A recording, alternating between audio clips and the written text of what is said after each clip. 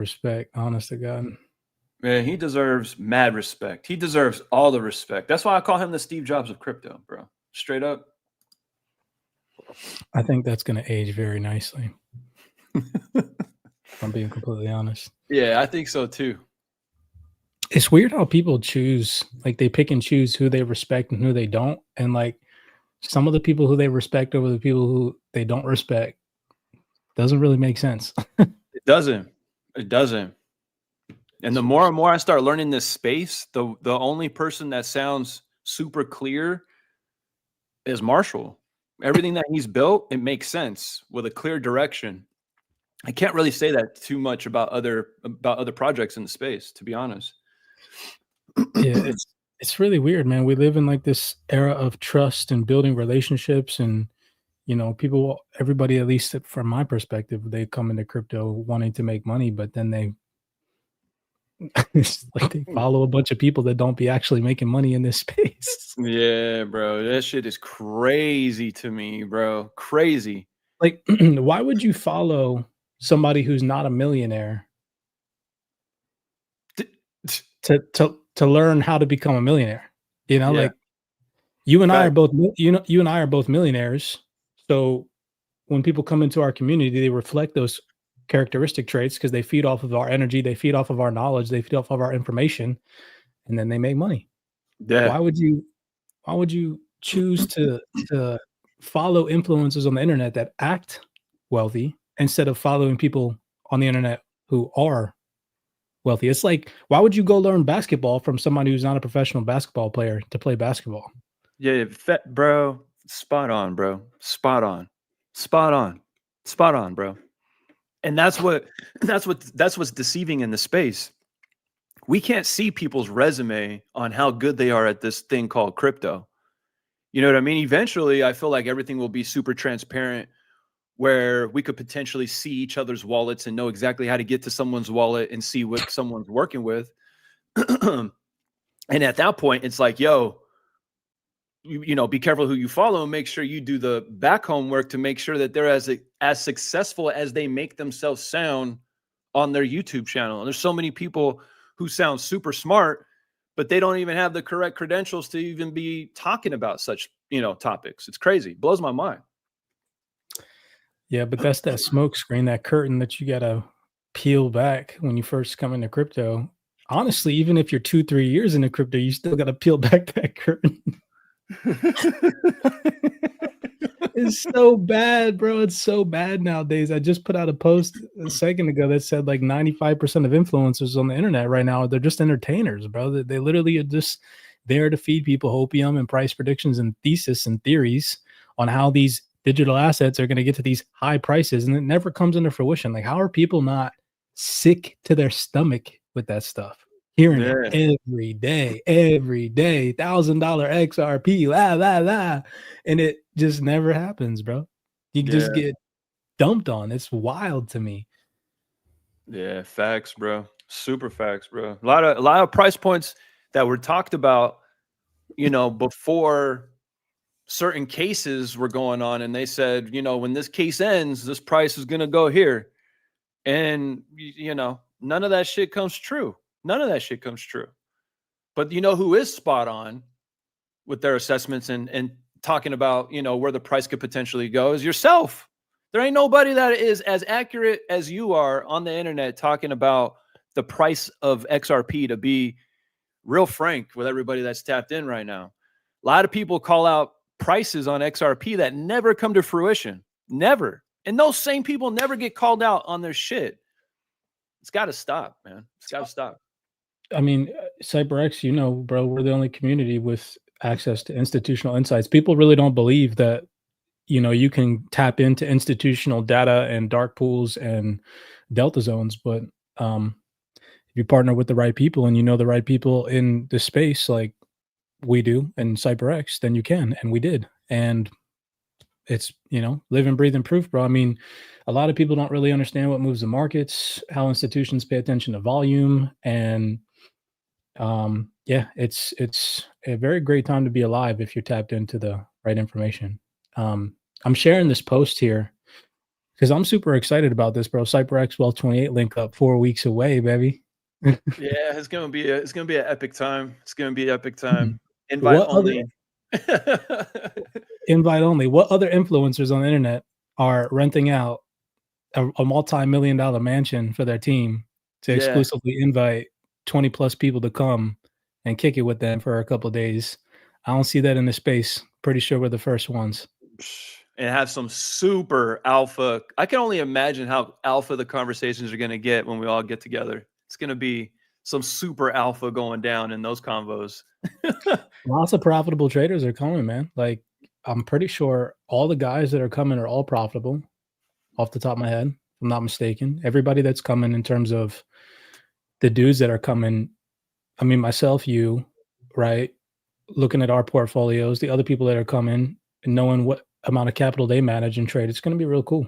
Just Yeah. being in an environment with people that actually know about the markets and know the truth about the markets. Don't come with like some weird opinion that was formulated over the years and just snowballed into some weird opinion. And like they believe that opinion is real. It blows my mind, bro. And yeah, I'm thankful for the CyberX community. Real talk. I can't wait. It's gonna be a great time. when I wrote this post, I was thinking of the reason that so many traders and investors fail in this space, and it's simple. Too many people are chasing the same outcome, and that's making money, the making money outcome. And too few people are focused on the actual process that it takes to make money, keep that money, and grow that money. Everyone wants the reward, but almost nobody wants to master the discipline and the skill set that it takes to get there. Right? It's crazy to Yeah. me. Yeah.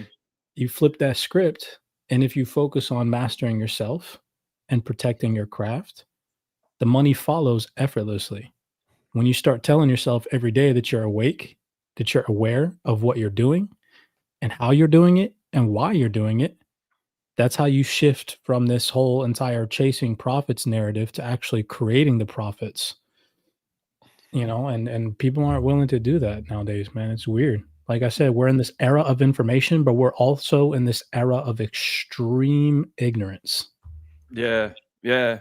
And I feel like too, when you take care of yourself, it feels great to, you know, be healthy, be super athletic, especially at my age, being able to bench press X amount of pounds and to have that feeling along with your portfolio growing, it's an unmatched feeling. Really, it really is, because you just feel like, and I know you experience it too. You're just like, man, like I'm really grinding and I'm really seeing the fruits of my labor. My chest is getting bigger, my abs are showing, my portfolio is beasting, and it's the little things that I do on a daily basis to chip away to get to where we're at. You know what I mean? So, and consistency too. Consistency. Like, not, it doesn't feel good working out every single day. For me at least, like some days I'm like, man, I don't want to do this, but like when I do it afterwards, I feel great. And so You feel rewarded, bro. I mean, not every day is an entrepreneur if you are an actual entrepreneur. I mean, in general, just even if you're a 9 to 5 gig worker, right? Not every day is a motivational day. Not every day you're gonna wake up and feel like getting out of bed. But that's what separates the weak from the strong, the successful from the unsuccessful. Is the successful people, they push through that feeling and they discipline themselves and they show up. They show up, they're consistent, they're strategic with what it is that they do, where they put their money, how they allocate their time. And that's seriously what separates the weak from the strong at the end of the day. So facts, that's bro. simple. Facts. Bro, Marshall Hainer put out this post a second ago, and he said, "We will reverse the course of history where young people look back not on the debt that they accrued, but the money that they saved, earned, and invested. We will teach them to fish, and they will teach their children to fish. Money is a concept, and that concept is metal." Aside from the fact that he said at the end, this concept is metal, bro, this literally sounds exactly what we've been preaching to people in the Well 28 Club. Like, To the T. now is now is not the time to want to sell your digital assets for fiat, y'all. 1000%. It's time to get it working. And when he's talking about teaching them how to fish, you just got to look at the Metal X ecosystem. There's farming, there's pools. You got loan protocol where you can, lend out your assets, borrow against it. There's so many ways, staking right within the WebAuth wallet. There's just so many ways to earn with these digital assets in his ecosystem. And yeah, I mean, definitely going to be teaching the kiddos. We've been talking about teaching our kids this stuff. I know you talk to your kids about crypto. I talk to my kids that they hear their dad talking about it all day long. So like, it's going to be inevitable. They're going to learn all this stuff. But I'm yeah, already teaching my daughter on how to invest in NFTs, how to stake NFTs, how to earn yield directly in her wallet, how and when to buy when there's blood in the market. Like I guarantee you, if I go look at my daughter's recent crypto purchases, she's probably buying the last 2 or 3 days because the market was down over 100 billion. My daughter knows how to open up TradingView. She knows how to go in and understand, look, when the market's down 100 billion, those are the days that she should be buying in her portfolio with her, little tiny earnings that I give her for her chores throughout the week, this and that. And I do it all digitally. She's not opposed to, like, she's the one that came to me and was like, yo, dad, can I learn about this stuff? You should run with that if your kid does that. 100%. yeah, Absolutely. Come 100 sit on my lap. Let me teach you, because this is going to be your future, not mine. facts, I mean, it is going to bro. be our future, but you get what I'm saying. Yeah. Yeah, I feel like I've been on the same tip with my dad. I got my dad the WebAuth wallet. I would have got my 16-year-old the WebAuth, but you got to be 18 with a license or a valid identification. So he's got to wait out on that. But I got him the Trust wallet, and I got him the Metal. I got him some Metal XPR and the MTL token on the Ethereum chain on the Trust wallet. So there's always a way. Yeah. There's some comments right now that I want to respond to, but it's just not the sake of today's video breakdown. Shout out to Rob. You young cats are teaching this old dog new tricks. I love to see it. Actually, as a matter of fact, we have a very large population of older people in the CyberX community that woke up and realized, like, hey, look, these young people might know a little bit more than me. And that's great. You should never cease to want to further your education, no matter how old you are. Don't think that your age determines your knowledge curve, because that's not at all. In my personal experience, I honestly have more experience than most 55-year-olds nowadays. I've been to war twice. Like, you can't, life is all about experiences. Life is about what you've been through. That's where education comes from. What you've experienced in this life, what you've done, what you've accomplished, what you haven't accomplished, things of that nature. Not age. Age is just some number. Yeah. You got to look past that. Because I'm not going to shout him out on this call, but there's a young cat in crypto who's not even 18 yet, and I'm always looking at insights and how he's teaching about the markets and what he's doing. I know exactly what you're talking about. You know what I'm talking about? Yeah, because he's been spot on most of his career. So why would I ignore that? I'm a seeker of information, not a person that acts like I know it all. Yeah, that's real. Got to be moldable. Have that humility to learn. For the person that said something about the XRP staking, we're going to talk about staking today, but it's not going to be on the XRPL or anything XRP related, in a sense. If just to answer your question right off the bat, I wouldn't personally at this moment in time trust any third parties for staking or locking up my XRP outside of the Metallicus ecosystem at this moment in time. That's just me personally. Again, not financial advice. Do your own personal risk, but having seen recent exploits in the space and having seen, the lack of regulatory clarity around the DeFi ecosystem, just again, do your personal research. If you are going to test out these platforms that are being built out now on the XRPL and integrated with the XRPL EVM sidechain and everything that Flare Networks is building and everything like that, if you are going to test them out with small amounts, micro amounts, learn a strategy, prove profitability with small micro amounts, and then go, full force once you're comfortable with the risk, once you're comfortable with the user interface, and you've actually tested it out for a couple months, given time for these platforms to build in TVL and actually go through auditing processes and things of that nature, and just understand that we're at such an early stage in DeFi adoption that getting involved now, there's an inherent risk that you have to be willing to accept. And if you're willing to accept that, move forward. And if not, don't remain sidelined. Don't not engage yourself in DeFi. Instead, just take an educational approach. We constantly, are trying to get people to see that you don't have to risk your digital assets to learn about DeFi. Myself and Aqua have literally gone and created thousands, probably now a video breakdown and materials for you guys to learn DeFi, so that you don't have to risk your digital assets. You can literally just watch us risk thousands of dollars, and the mentors that we have in the Wealth 28 Club risk thousands of dollars, so you don't have to. That's the approach that I would personally take. But that's just me again. Yeah.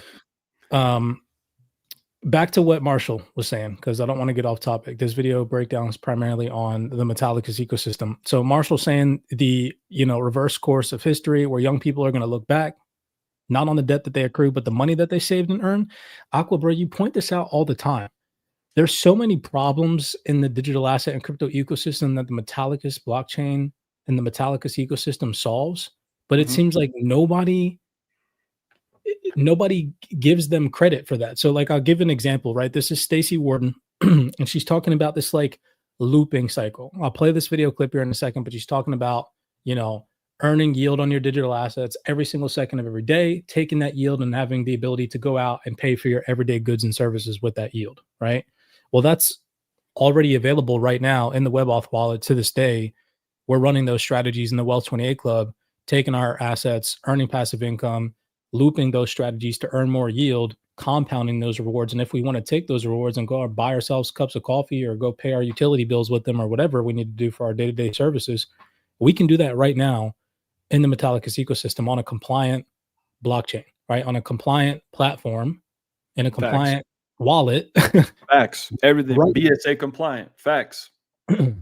Right now, but nobody's talking about it. It's like they straight up fade it. So listen to what Stacey Warden has to say, and just know in the back of your mind as she's speaking, all these things that she's talking about to some extent can be done already on a BSA compliant blockchain. Take a second to listen.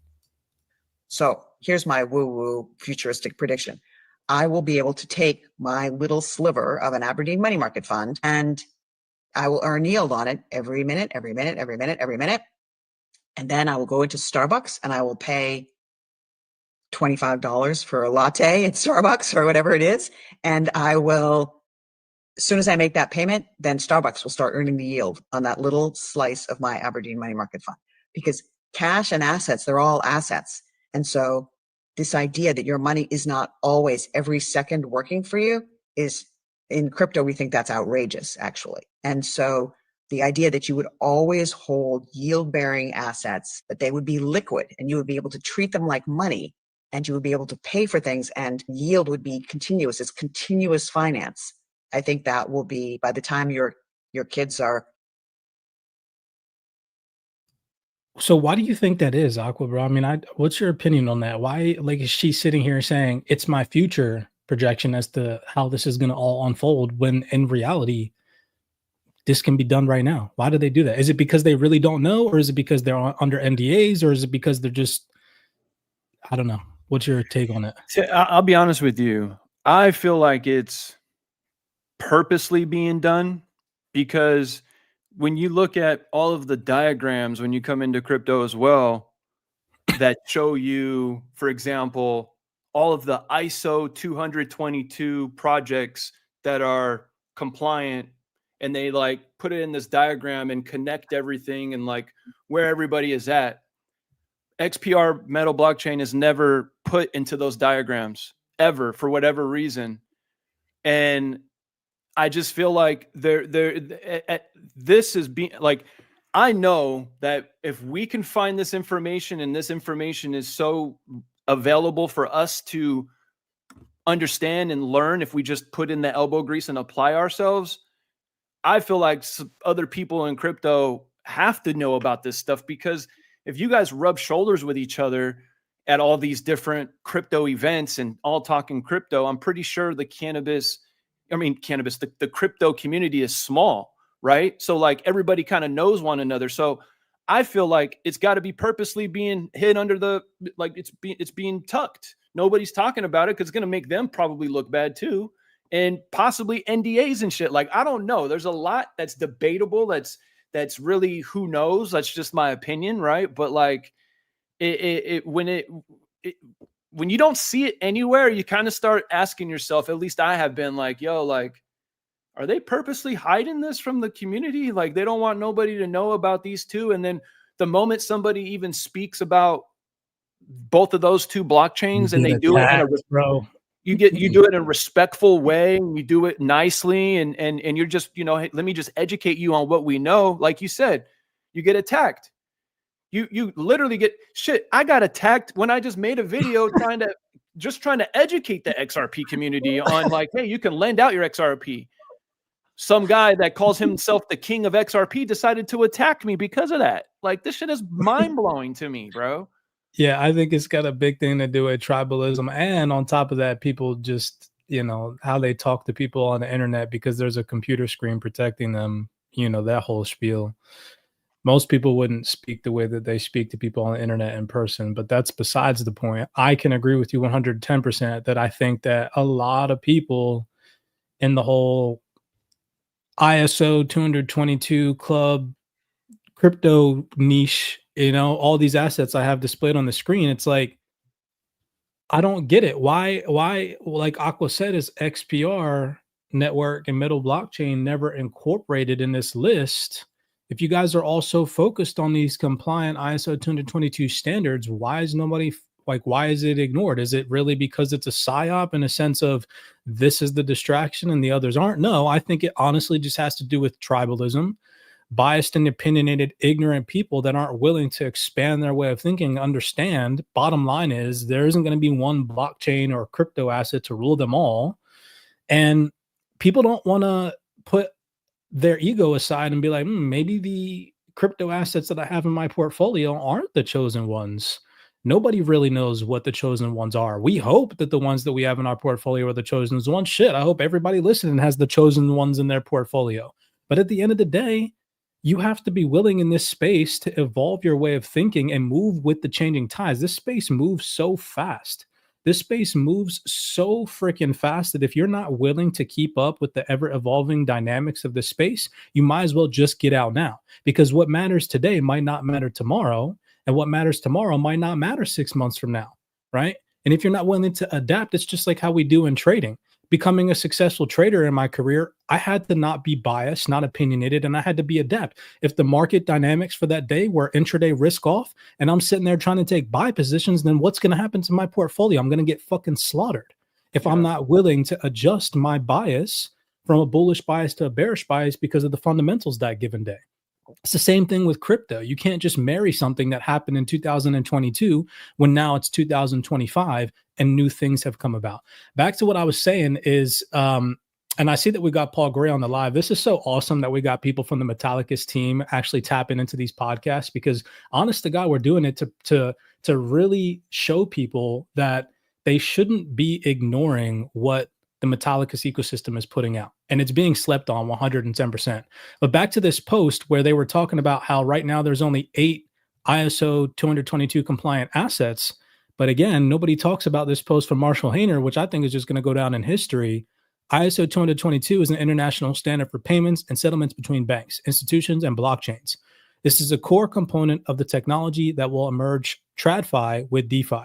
Metal blockchain and XPR network are the only 2 blockchains in the world that have it live. Like, he just did a mic drop here for this mic drop. Bloop. Live. He should have capitalized that. LIVE, live. It's live right now. And this leads me to this post where I said the amount of FOMO that is about to happen when people realize how powerful the Metallicus ecosystem is. It's nuts.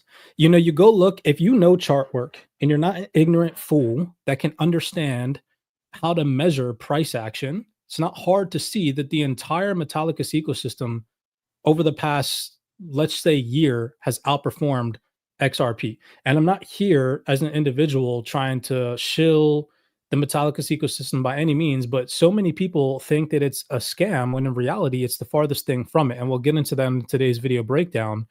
But you need to stop listening again back to what we did, what we said at the beginning of this podcast is so many people are taking advice and investment advice and theses and all these ideologies in crypto from people that actually have never even made money in crypto.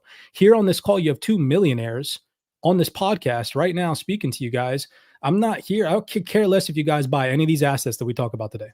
Honest to God, it's not going to do me one thing if you buy it or not. Could care less. I'm here to show you guys the facts, and the facts are is that people are misinforming you, and it's either because they're paid shills, paid actors, They're just stupid and ignorant, or they just are tribal and they just can't adapt to the ever evolving, changing space. And you should not be one of those people if you like making money, if you like, protecting, preserving your wealth, if you like operating on compliant BSA compliant blockchains, if you like operating in a regulatory, environment, a team that's building out regulatory compliant infrastructure, and Metallicus brings that. So why would you fade it, right? You go look at metal, it's outperforming XRP. You go look at loan, it outperformed XRP. You go look at XPR, it's outperforming XRP right now. I'm not making this up. If you go take from a measuring tool on TradingView, you take from November's 2024's lows when the market started pumping, and you take it to where price action is at today in terms of percentages, all of those assets that I just mentioned have outperformed XRP in terms of percentages. But yet again, you got the ISO 222 community that constantly does not give credit to XPR network and metal for anything. It's weird. Straight up Super weird to me. It's super weird to me too. Like, and that's why I feel like it's being purpose. It's either I don't understand how native that mindset runs and like how deep it runs, or these guys are like, I don't know, bro. But maybe I'm just thinking about it right now. Maybe it's just I just don't understand that type of mindset. It's got to be the mindset, because we're doing this out of the kindness of our heart too. Like, technically, we do it for our community inside CyberX Well 28. We come out here, we give the gems and stuff, but like,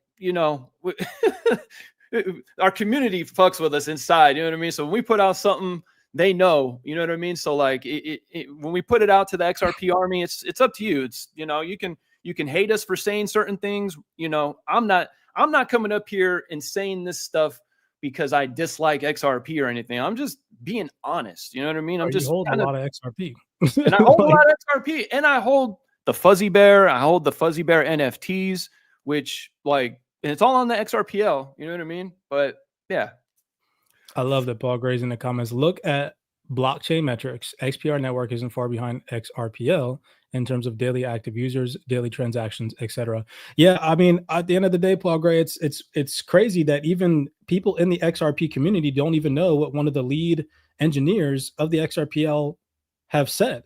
In a recent statement that myself and Aqua aired to the general public, David Schwartz was asked the question, if you could go back and do one thing different on the XRPL, what would you do? And he replied back by saying that he would build the XRPL on Rust. Well, go ahead, Aqua, take it away. What is it?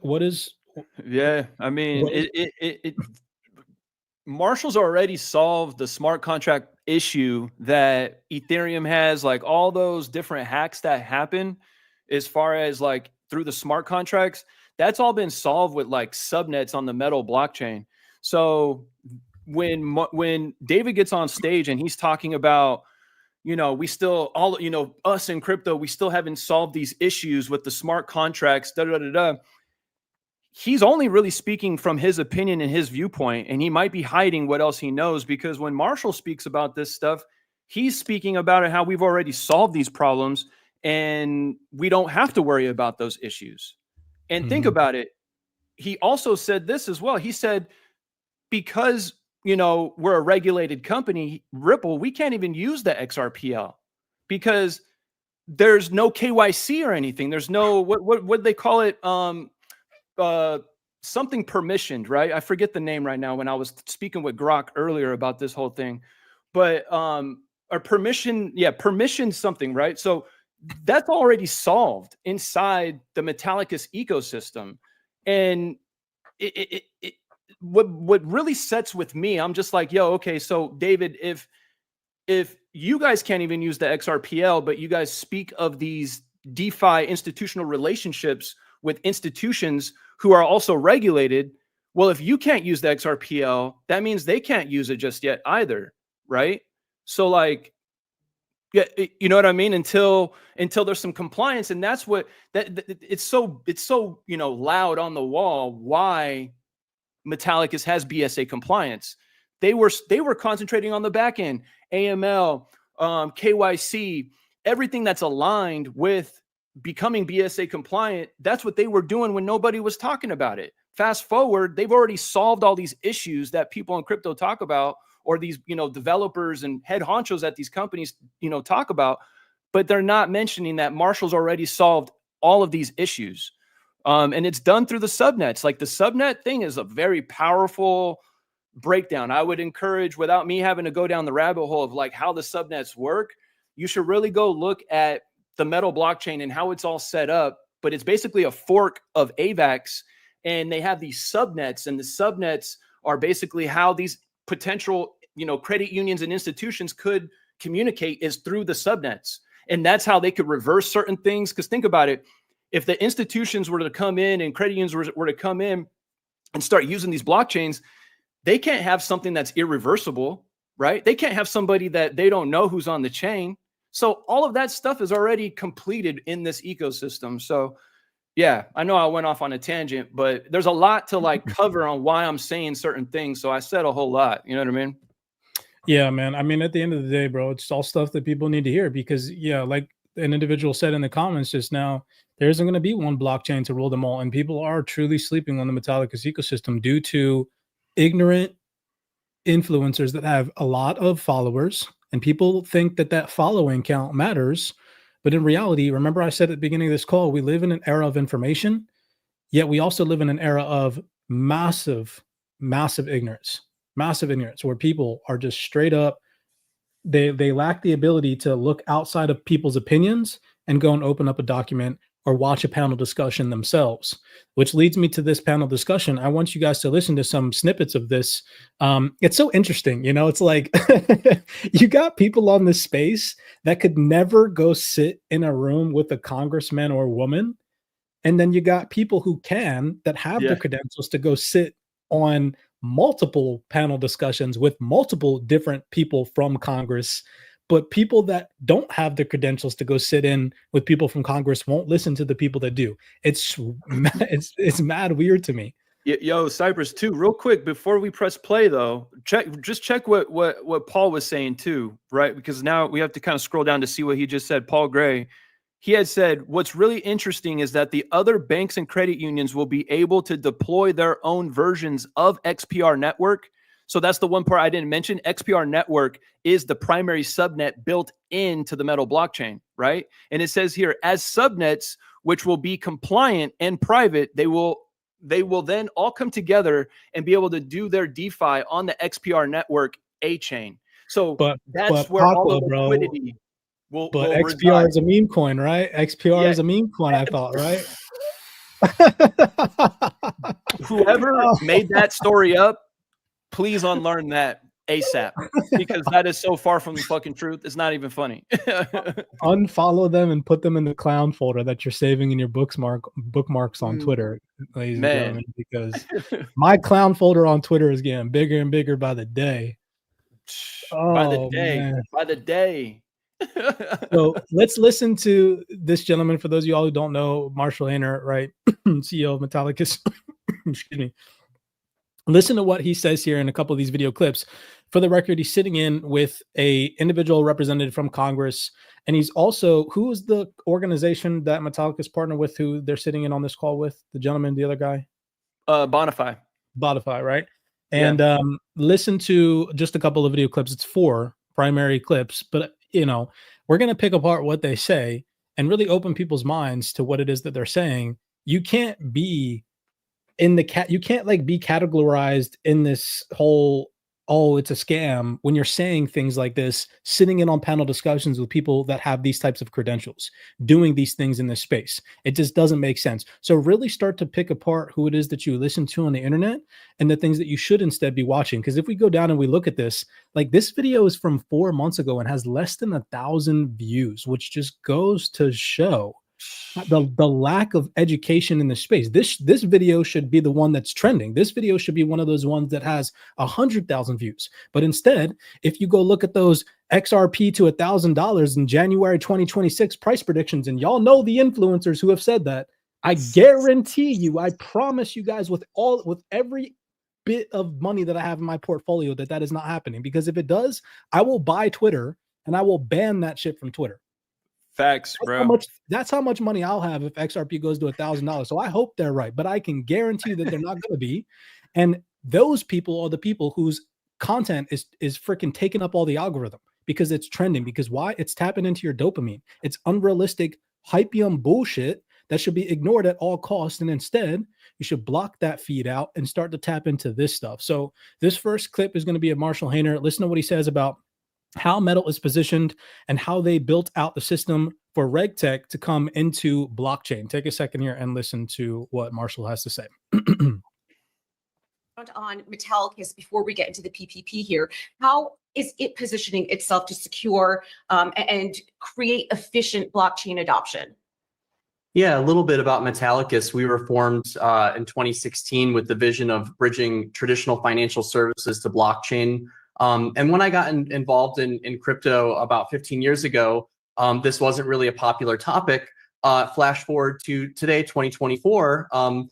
Just this past week, John Ainsworth and I and Bonify have merged our companies, Metallicus. We're very excited about it. We met a while back as we were doing our business development, trying to bring in credit unions, banks, financial services into blockchain. One of the big problems that we saw was a lack of controls around anti-money laundering, digital identity.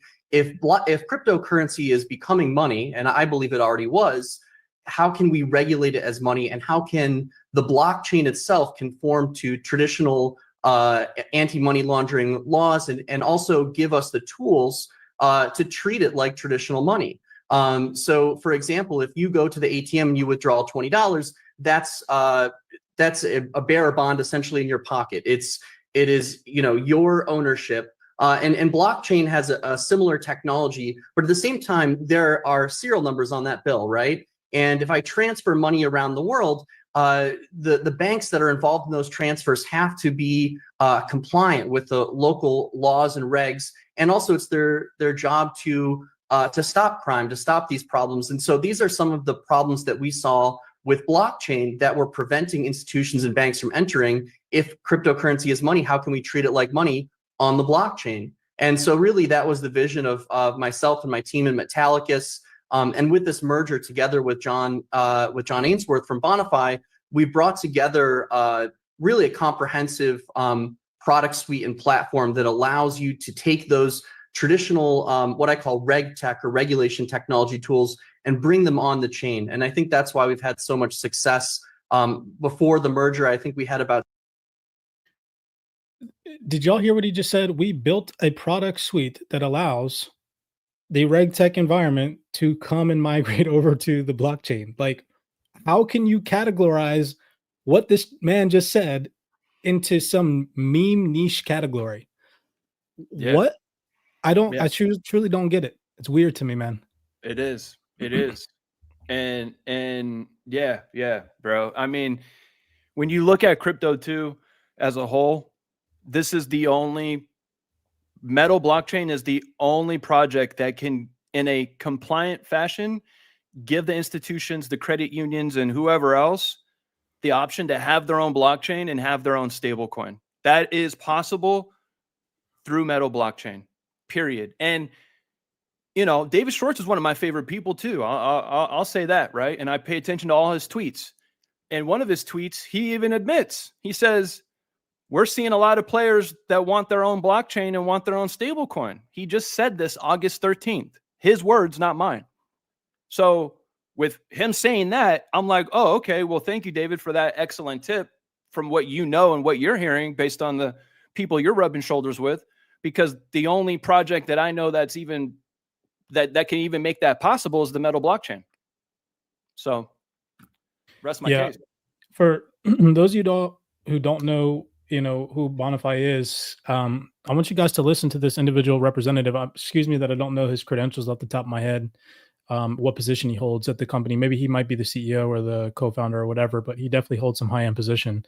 But keeping in mind that Metallicus just acquired this company, right? So you can't be some scam organization and acquire this type of organization that's been doing these things with countries and jurisdictions. Listen to what this gentleman says about how they've worked with different countries and jurisdictions and what they've done in the past, just so that way you guys have a gist of, how serious this is on the back end infrastructure. So take this into account when you're listening to people with zero credentials on the internet, on Twitter and YouTube, telling you guys that the Metallicus ecosystem is a scam, when in reality, they're just not doing the research. They're not paying attention to the right videos, the right information, and they're just bringing opinionated, biased information to this space, which is honestly a cancer in the space and should be witted out. And the only way that it's going to get witted out is if you guys do your due diligence and block the people that are spreading that misinformation.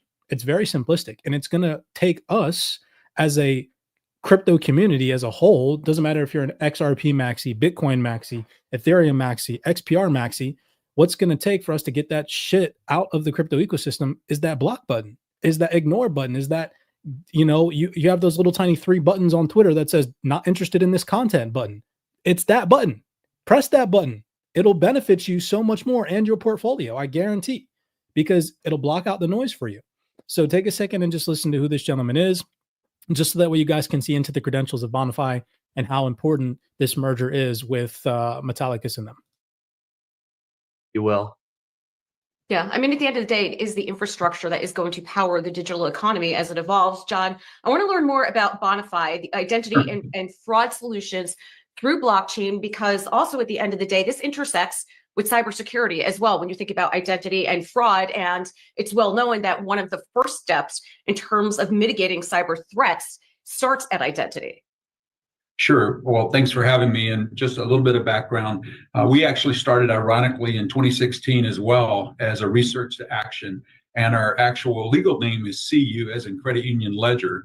And so we really started off with research to find, is there a viable use case of blockchain that we could actually use for credit unions? And as you know, credit unions are member-owned, non-for-profit, cause for good. Inclusion is always a big effort of ours. So we went through a number of evaluations, and identity and fraud is actually where we landed. And we actually had the privilege of being involved with the European Coalition of Credit Unions, and specifically Estonia. And if you're familiar with Estonia, the entire country's on blockchain. And so we had a privilege of seeing, you know, what happens when you have a fully digital economy with open banking and some of the things that are finally coming to the States. And it was very clear to us, if you don't get identity right, everything else falls apart. So regardless of all the exotic use cases and things that are coming to market now, if you didn't have that building block right and you could securely identify both ends of the equation, then someone was going to be at a loss. And so that's really why we started identity and fraud. And clearly you've seen even most recently some of the things going on with Zelle in market. Yeah. And we know what happens when our customers and members lose financial access. And so that's really kind of where we started and kind of the plant, if you would. This man said that they did an entire, you know, like test pretty much, where they went through different trials to see what blockchain would be viable for credit unions. Okay. And they partnered with Metallicus. Metallicus just acquired them. Yeah. And they're super focused on fraud side, the identity side, and he's hit it spot on. If you don't master that side, it's all going to fall apart. And that's really, in a nutshell, most of crypto right now, if you think about it, because there's no permission domains, there's no KYC to get on some of these protocols and get some of these wallets. Like, it's just a free for all, right? And yeah, like here's U.S. Congressman Zach Nunn. Okay. Listen to him, because, you know, you don't just, okay, what am I trying to say? After you hear what he says, okay, a congressman or woman aren't just going to come online on a public space and say these things out loud because they know that it would ruin their reputation. He pretty much verbally confirms that Marshall Hainer has been doing the right thing. Right.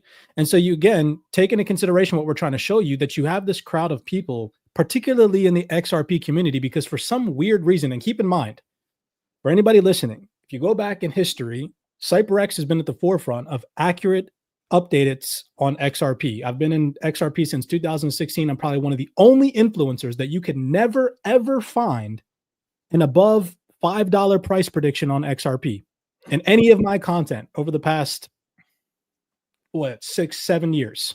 Ever. You could go back in my historical data log on YouTube and never find one high price prediction. I've never lied to the XRP army.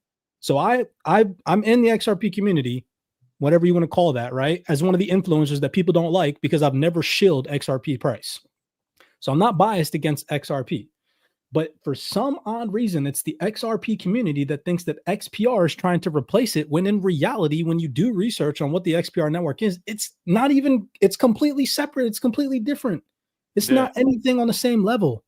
It's not. Like, whatsoever. I think it honestly has to do with the ticker symbol, where people think that because the ticker symbol seems similar, right? XRP, XPR, they're like, oh my gosh, XPR is trying to replace XRP, blah, blah, blah. That's not Yeah. the ticker symbol is not what dictates that, y'all. A ticker symbol, again, is the symbol that you utilize for the trading symbol. It's like Yeah, facts. And there's like there's come on now. Like, yeah, bro. It's that wild is to such me. a crazy assumption to me, like for reals. But And yeah, it's one that exists, bro. It's one that exists. I'll show an example here in just a second from one of the primary XRP enthusiasts out there that thinks that for some reason XPR is a scam, when in reality, you don't get things said like this about you from a congressman's perspective if you're doing something wrong in this space. Take a second here and listen to what this guy says about Marshall Hainer. The need for collaboration certainly is paramount, whether it's government agencies, financial institutions, blockchain providers like Metallicus and Bonify. What's your perception and the future of what you think PPPs will look like and how they can enable these types of projects? Yeah, Jill, it's critically essential. We learned a lot of these lessons in the cybersecurity space here, particularly with financial institutions like our credit unions, that there was already good practices being played out, tested, and evaluated, whether it's a foreign partner, like in this case, Estonia, and how it protected itself, or whether it's our financial sectors from New York, my home district here in Des Moines. Jill, I'll also highlight, I've only been in Congress 2 years, and in the first 2 weeks on the job, we had the collapse of, a certain crypto bank that had a lot of hardship. And as a result, it rippled throughout the economy. While federal regulators and federal elected officials, I remember being on a Zoom call with Chuck Schumer as he's figuring out how to use Zoom. We had everybody on to address how are we going to get after really complex problems. And some of the best navigators in the field here were the private sector who had worked with a very new and emerging technology, to a lot of not just elected officials, but of the public sector side that had not dealt with it. What I'll also offer here is that it's also incumbent on the public sector to be able to hear what private partners are telling us and provide some real guidance on this. Because what we don't want to do is more Sam Bankman-Fried to flee to the Bahamas and operate off the grid and make it more challenging for folks like Marshall and John, who are doing things the right way and holding the same gold standard that a financial institution would do, just so they can operate in the United States. I would offer even worse is that if there's no guidance coming from the public sector side. So I'll just pause it right there. That was verbal confirmation from a congressman that Marshall Hainer is doing the right thing in this space. This is, again, an aired video on the NASDAQ, right? And so think about this for just 1 second. For the congressman to come out and say that, what does he have to know behind closed doors about the Metallicus ecosystem or Marshall Hainer himself to have enough confidence to come out and make a public statement like that, right? They must have told him about the results that they had from testing it out. They showed him most likely firsthand. And so he got to see, damn, this is just like Marshall says, this is even better than traditional banking. It's even better how they set it up. Like what he said to me came from some type of experience he had off camera, whether that was a private conversation with Marshall or some type of involvement with Metallicus behind the scenes in Congress and the US government, which we've seen. Marshall Hainer is deep in the weeds with Congress and the US government. If you guys have not paid attention, I mean, he is. I'm not making that stuff up. You guys can go look. It's not just one congressman that he's been on air with. It's multiple. Here's another video breakdown from CoinDesk where yet again, Marshall Hainer is sitting right next to a congressman talking about the future of blockchain technology. So, take that again for what you see it as. I see it as verbal confirmation to some degree that what Marshall Hainer is building out in this space is what's compliant, is the infrastructure. Go ahead. What were you going to say, Aqua? Just when you're done with that, I'm sending you something. Check your DMs right now. This is what Arena just posted right now. Check your DMs right now. Yo, this is Go ahead. Am I pulling it up on screen? You want me to pull it pull up? it up on screen, bro. Pull it up on screen, baby. Oh my God, let's show the people. Arena 12% Birkin. of metal pay customers come from credit unions. Yeah. Do you know how massive that is when you let that settle in and let that marinate for a second? Because metal pay is basically an onboard into crypto, right? So if 12% of metal pay customers are coming from the credit union relationships that these guys have right now, could you imagine when it's like full steam ahead and now that credit union has their own blockchain, their own dApps, all within the metal blockchain, right? And now they're offering X, Y, and Z to all of their customers. Hey, you can, hold your, your digital assets now with your favorite credit union and your favorite credit union's digital wallet, which will end up being the WebAuth wallet, but just in the name of that credit union because it's all open source. Like I said in this post, bro, the amount of FOMO that is going to happen when people realize how powerful the Metallicus ecosystem is. This post is going to age so well, bro. It's going to age so well because so many people choose their ignorance over knowledge and information, over research, because of some influencer on the internet that has 1,000+ followers. It's weird to me, man. Here's this last video clip that I want you guys to listen to, where they talk about how we haven't had the ability to have banks have direct integration into public blockchains until now. And that's what Metallicus unlocked, right? So just take a second here and listen to this video clip real fast. This is, again, Marshall Hainer. Some of the key challenges when you went through the integration with Bonify and bringing on those 80 credit unions, what are some of the more tangible challenges you can tell us about? Yeah, so I would say, blockchain and banking have kind of been in two different camps for a while, where you have your metal pay or you have your Coinbase or your Kraken, and you move your funds to that intermediary, and then you can go to the blockchain.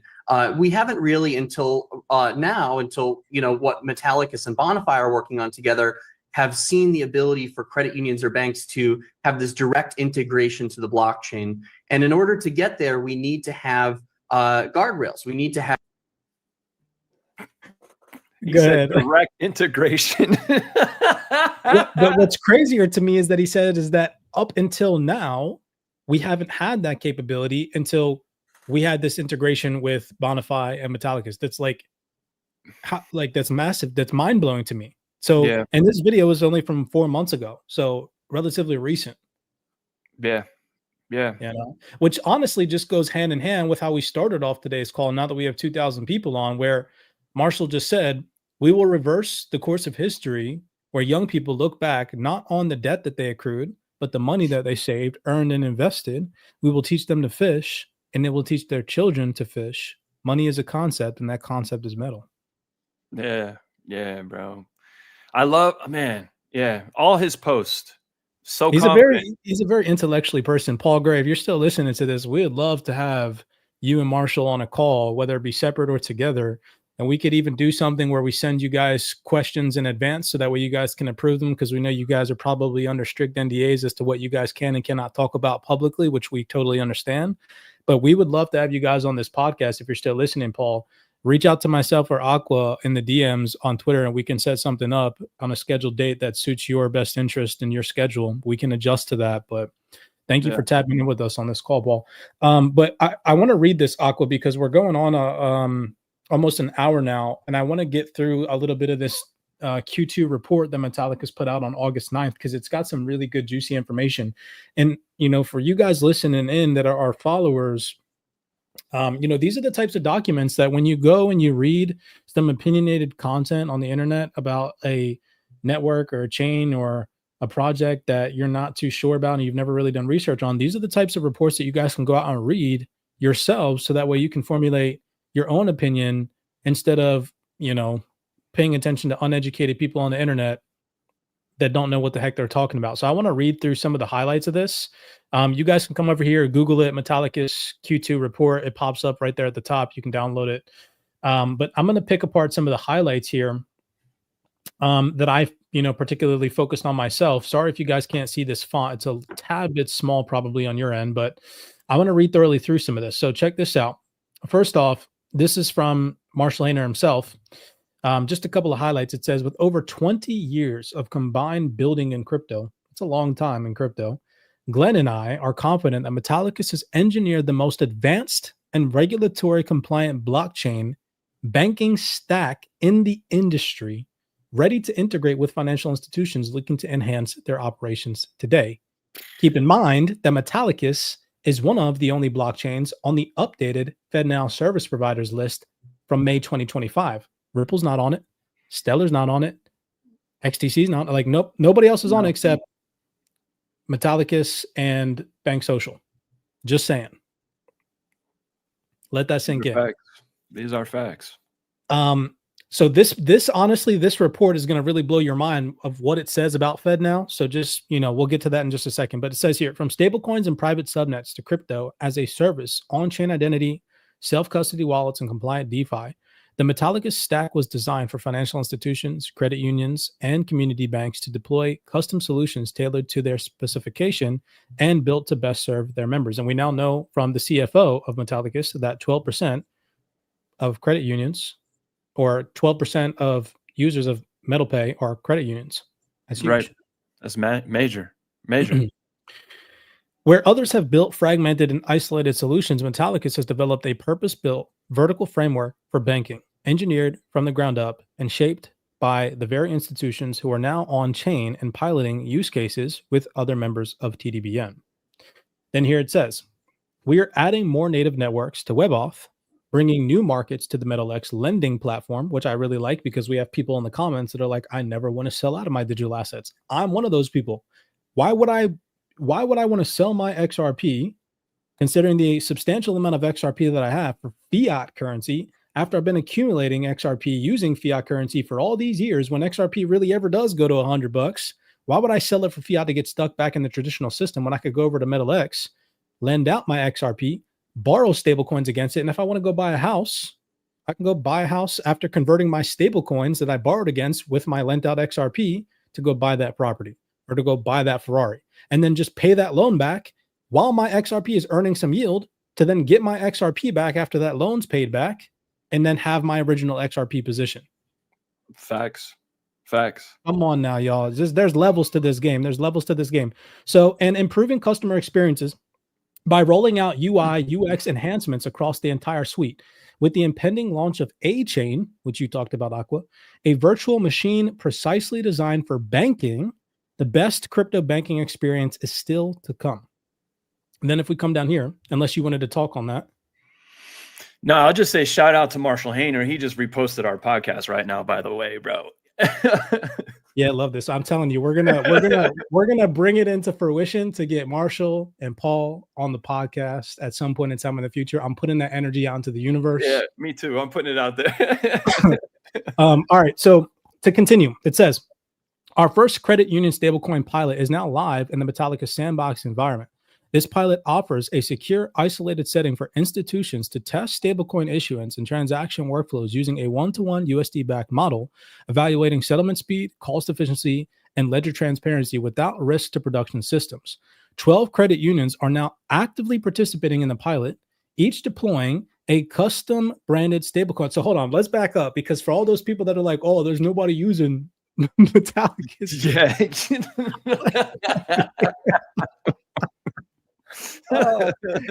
Oh man, I don't even, it's so wild. So, okay.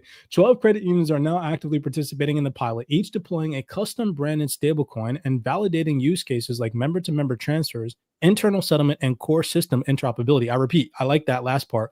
Core system interoperability. That is physical proof that banks and institutions are integrating digital assets, blockchain, and crypto into their core banking system, which I have been laughed at on Twitter for saying outright publicly and proving that in detail. This is just, again, more physical proof, and it's happening on Metal.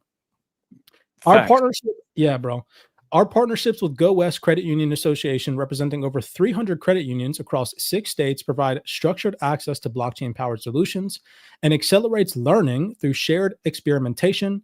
Similarly, our collaboration with Daland, hopefully I'm pronouncing that correctly, CUSO enables credit unions and community banks to connect their core systems, again, that core systems mentioned, with emerging digital infrastructure, including stablecoins, Bitcoin, and other digital assets. I really like that. You know what's weird? Hold on, I'll pause right there. You know what's weird is that the Metallicus ecosystem is so expansionary. Is that the word I'm looking for? It's so expansive to other ecosystems. Like they want to help expand other ecosystems, but everybody's so biased against them. They're always trying to provide new services, new lending and borrowing for different digital assets and things of that nature. But here they are getting attacked all the dang time. Yeah, I feel like they're going to see eventually, because the amount of credit unions that are tapped into this banking innovation program, and just based on my experience with my WebAuth wallet, participating on MetalX, participating on the loan protocol, it's extremely smooth compared to, we've been through how many different protocols? We could probably both say, without exaggerating, we've probably connected to over 100 different protocols with, whether it's a Tangent wallet, a Trust wallet, whatever wallet it may have been. We've been around the ringer in DeFi. We know what other ecosystems consist of, right? And, the truth is that the WebAuth wallet, the MetalX ecosystem, is not only the smoothest, but it's the easiest to understand. There's not some weird APRs that they did with the numbers where you got to like break down the math and divide it by 365, because you know what I mean? There's like, everything is so transparent, and it's so easy to understand that my 65-year-old dad knows how to swap different assets within the WebAuth wallet. Once I showed him, now he knows how to do it, right? So like he knows how to set up the staking right within his WebAuth wallet. So what I'm trying to ultimately say is that these credit unions that are testing this out, I would have to say that a majority of them are probably going to end up signing up.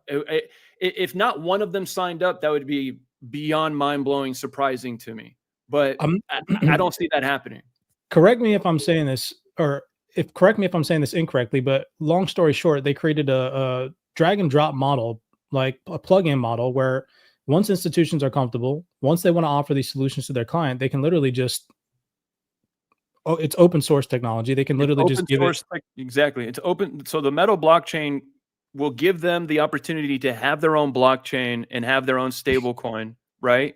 And then they can have their own digital wallet, because the WebAuth wallet is open source. And then just like what Paul was saying, they're going to build on the XPR network, these credit unions, these institutions that come in and end up having their own, subnet.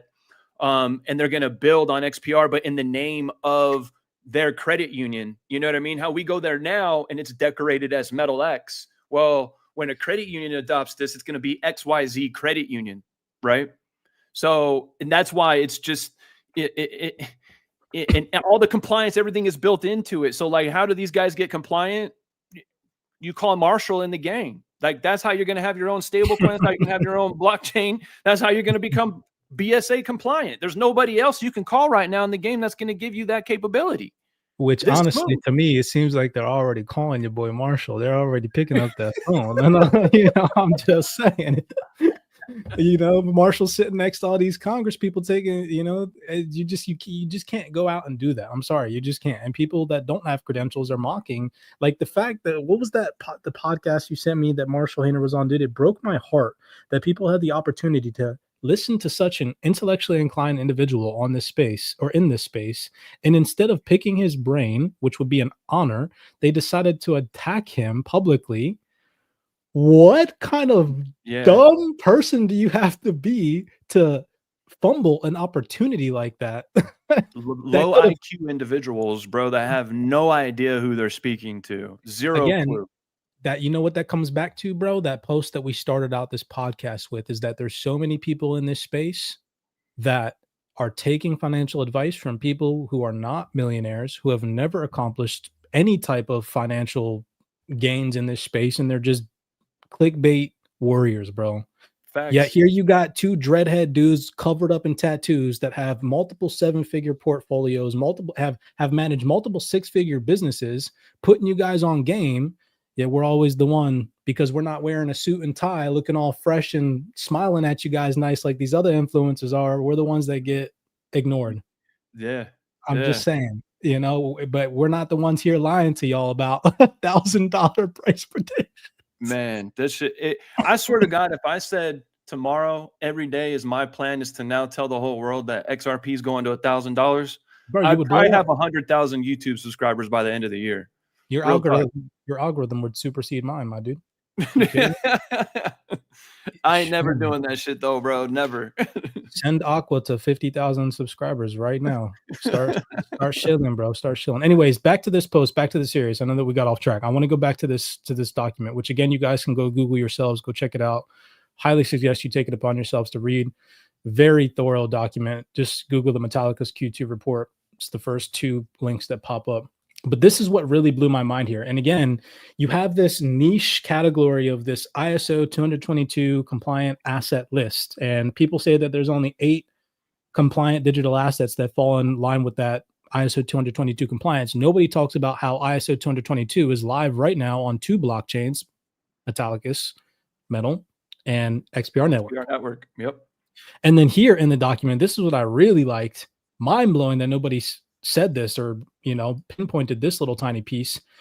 So it says here, WebAuth wallet integration. We are integrating full metal blockchain wallet functionality into WebAuth.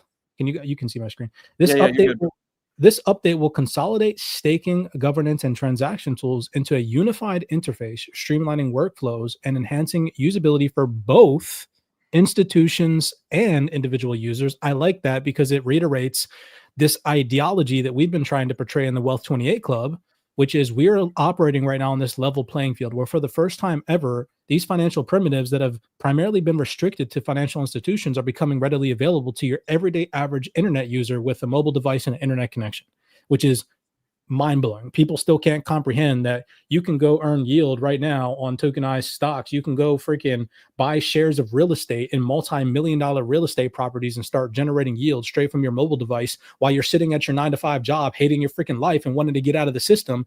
You can earn real estate alongside Bill Gates right now. Yeah, right fact. now, you know, fractionalized ownership, real world assets, all that stuff. What is that all going to take? Knowledge on how to utilize a web wallet, a digital wallet. It's not just you're not going to do this on paper like the traditional system. It's going to take a wallet. WebAuth wallet, one of those wallets you should be learning about. Anyways, moving on. Then it says FedNow production environment. Much of our FedNow production environment has been built under strict security and resiliency standards. Final configuration and validation are underway to ensure readiness for integration with the instant payment network. What?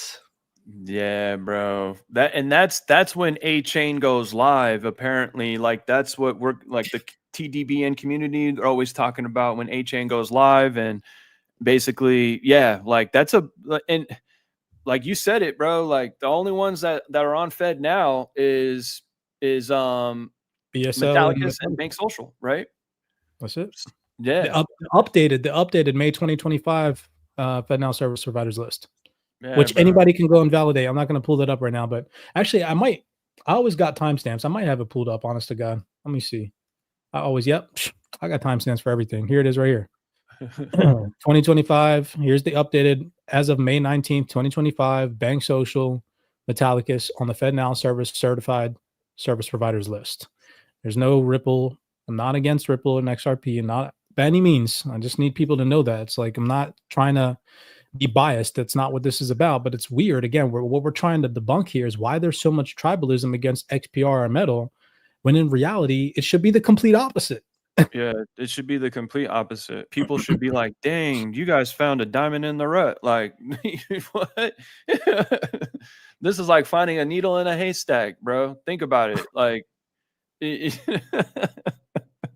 Out of everything in crypto, we found the one that was BSA compliant, and we're just trying to share that with the world. We found the one that's sitting on the Temenos website with direct clickable links. Come on, people. Dude, this is the other one. You know what? Let me share that other link though with you, bro. You got to share this on your side right now. I'm gonna DM it to you right now because this right here is so like blatant that this is what they're doing over at Temenos. Check your DMs up, bro. It just sent. Let's see. This breakdown is like, yo, Let's see, Temenos, and I'm sharing the screen. Oh yeah, this white paper.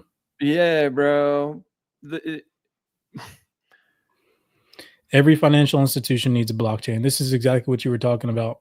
And look at what it says. Launch your own blockchain on Metal. What's that key word? Compliant, secure, and always in full control.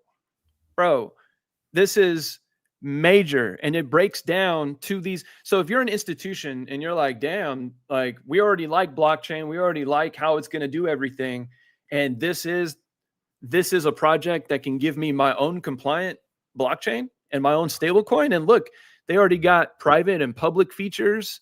They got, super cost-effective dApps because XPR network, feeless transactions, right? Like, yo, this is what I love right here. Check this out. This goes hand in hand. This part right here.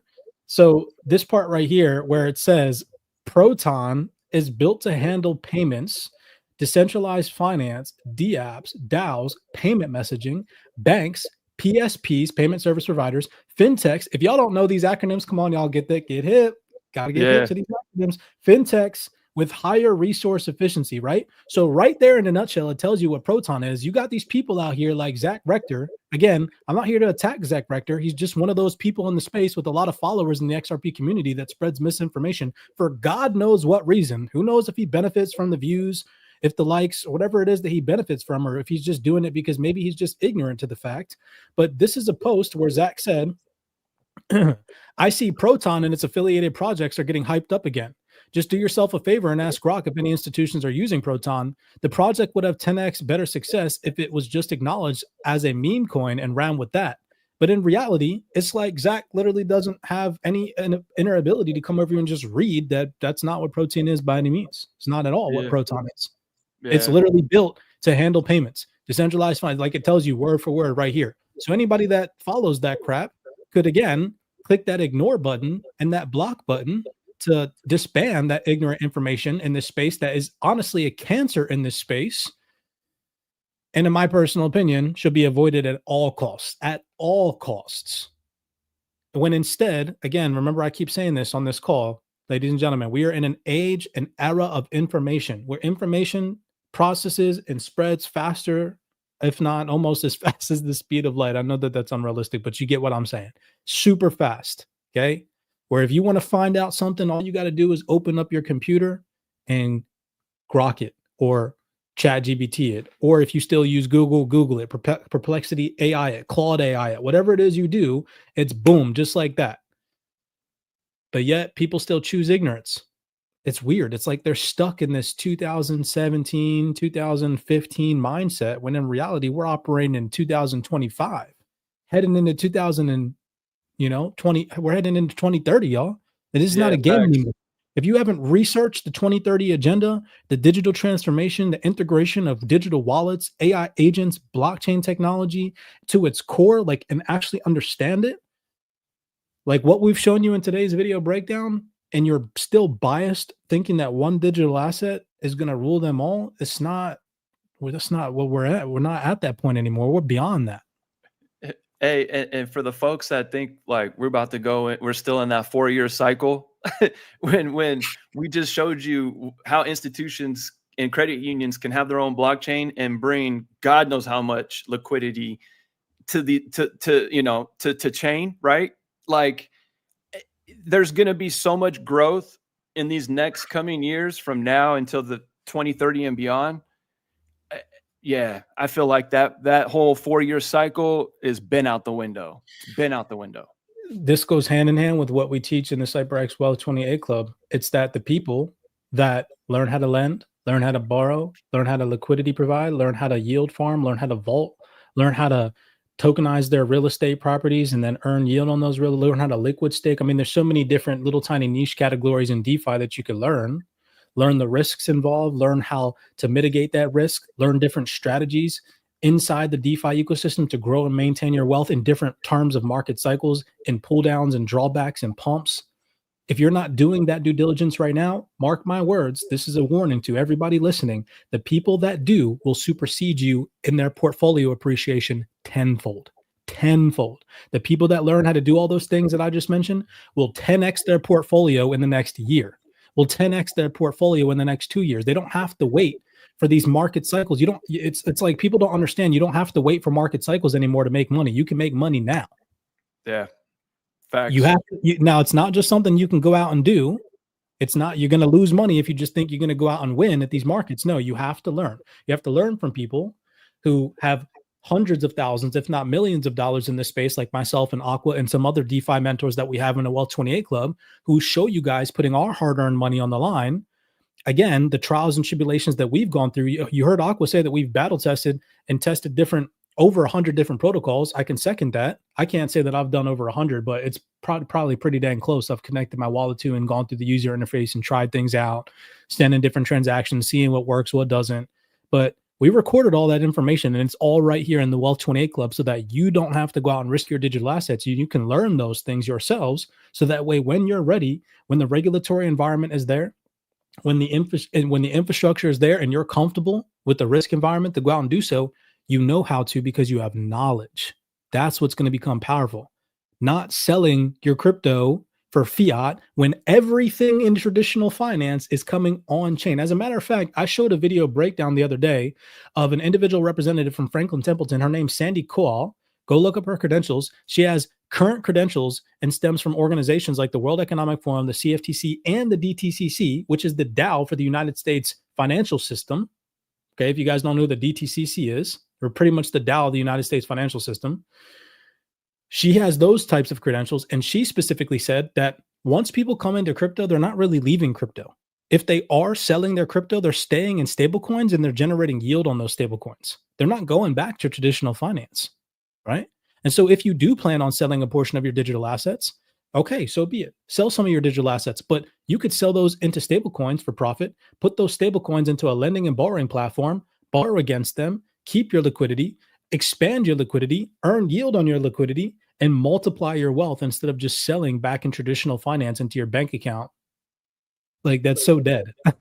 And that's what I love about the TDBN community, because when you look at like the tokenomics, for example, on the loan protocol, well, 70% of the circulating supply is locked up from either 2 to 4 years being staked right now. So like when you come into the Metallicus ecosystem, you start looking around, you start educating yourself, and you're like, yo, my asset can start working for me today, right now, and I'm going to get paid by the moment. And that's the beautiful part about this ecosystem. You know what I mean? That these part of my bags, this part of my portfolio is literally printing me a stream of income coming my way. You know, I can do as I please. You know what I mean? So I didn't want to do it because I didn't know how much time you had, but I want to do it because people need to know. But yo, this platform right here, Snipverse, built on the XPR network. Wow.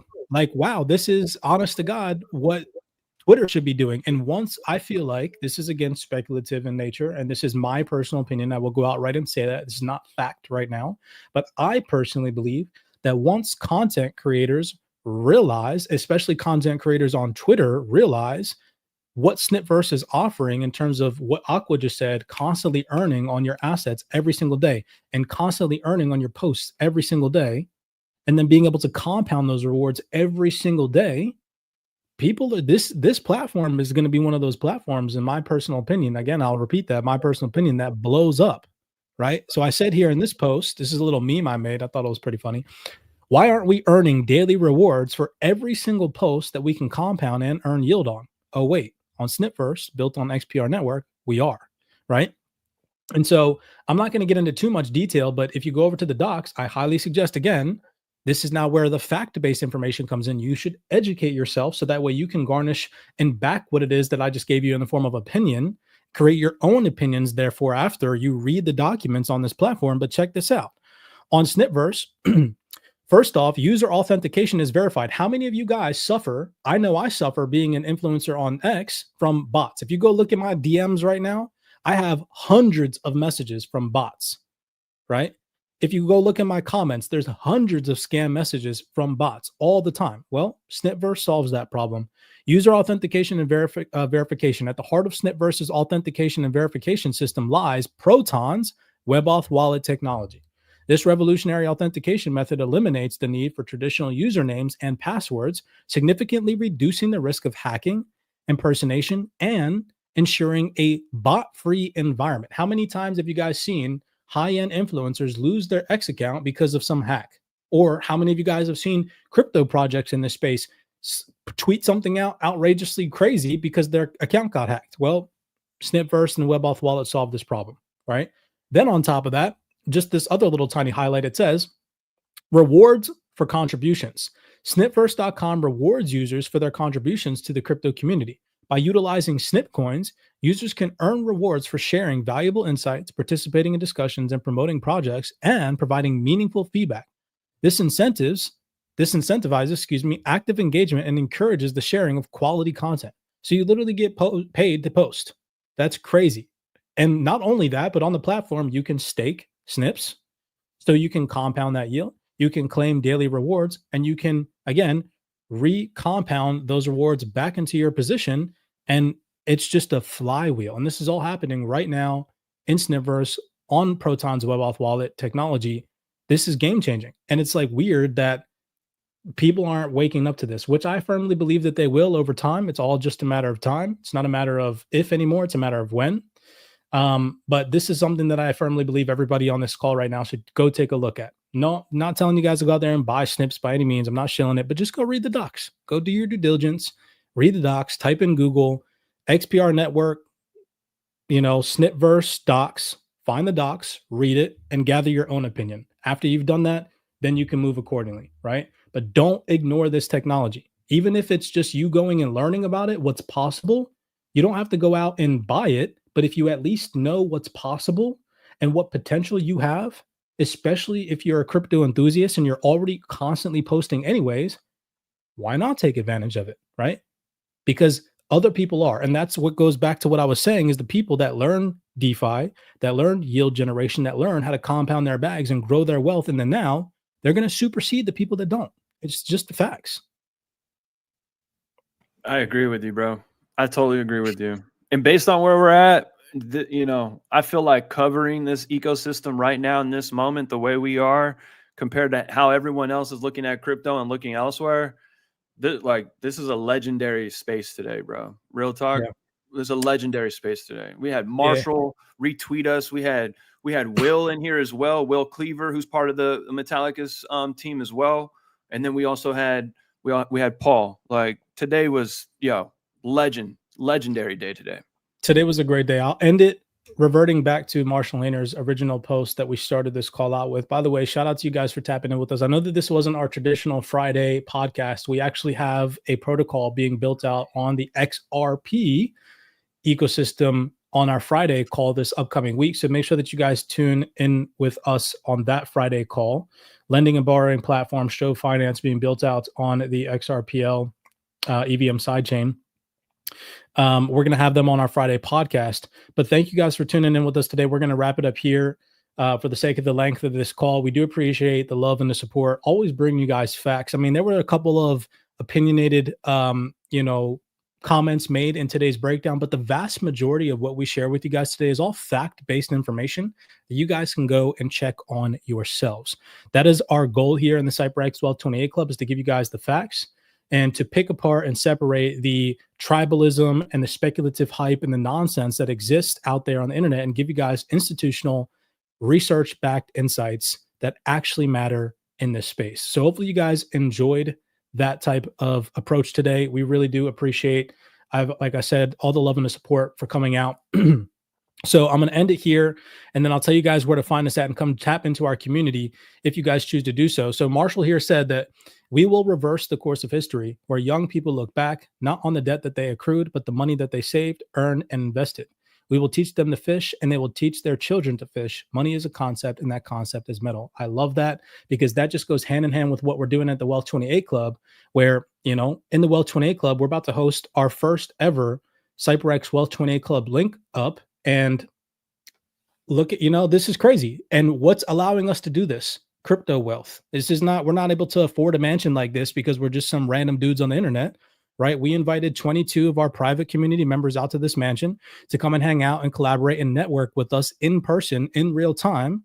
And this is all because of the wealth that we're building in crypto right now, because of the information that we're providing, because of the things that we're doing in this space, because of the active engagement that we're involved with, and not the speculative, unrealistic bullcrap that everybody else gravitates towards. So come tap in with us. If you guys want to lock in with us in the CyberX 1228 Club, you guys want to learn DeFi. If you don't know about DeFi, you want to watch us risk our hard-earned digital assets out there in the DeFi ecosystem instead of you risking yours, come tap in with us. Go through the content. You guys can always cancel your subscription if it doesn't suit your best interest to maintain your subscription and stay in line with the updates on a monthly basis that we deliver. You guys can head over to cyberxtrading.com. You can tap in with us. If you guys want access to any of the research that we shared in today's call, thorough panel discussions that never reach the mainstream, documents from the largest organizations in this space that are actually making waves in the crypto industry on a constant daily basis, lock in with us in the CyberX Discord. There's hundreds of non-mainstream crypto and Web3 related research in the space. We have global researchers working around the clock, always tapping in, locking in, and sharing the best valued information that the crypto ecosystem has to provide that is never in the mainstream eye. As always, many blessings to you guys. Be cognizant. If you guys are watching this as a recording, smash that thumbs up button and subscribe. Shout out to Marshall, Paul, and it was that Will as well. Yeah, on the call. Thank you guys so much. Hopefully you guys send us a DM and we could get something going, get you guys on a podcast. We'd love to have you on a space. That's all I got for today. Aqua, if you have anything for the people listening, let it be known now. Yeah, nah, much love to everybody. Appreciate everyone who tapped in. And yeah, I hope you guys, I hope those seeds start to sprout and you guys really seen, you know, what we were putting down today, because a lot of what we're putting down is not our opinion, showing you actual facts. And yeah, it comes with our opinion behind those facts, of course, but like, we're not out here just blurting an opinion coming from left field and we have no idea why these guys are saying what they're saying. You know, we've made ourselves, you know, and that's the type of IQ level that we're talking about. Oh wait, never mind. Never mind. I thought you guys were saying never mind. Let's cut it there, Aqua. I get confused with that name, man. I was like, wait a second, who are you saying that to? But yeah, someone said proton pussy. That's a meme on the XPR network. So, but yeah, much love to everybody. Blessings to you guys. Everybody take it easy. Aquaman, holler at you, brother. Later. All right, man. Metal is king, baby.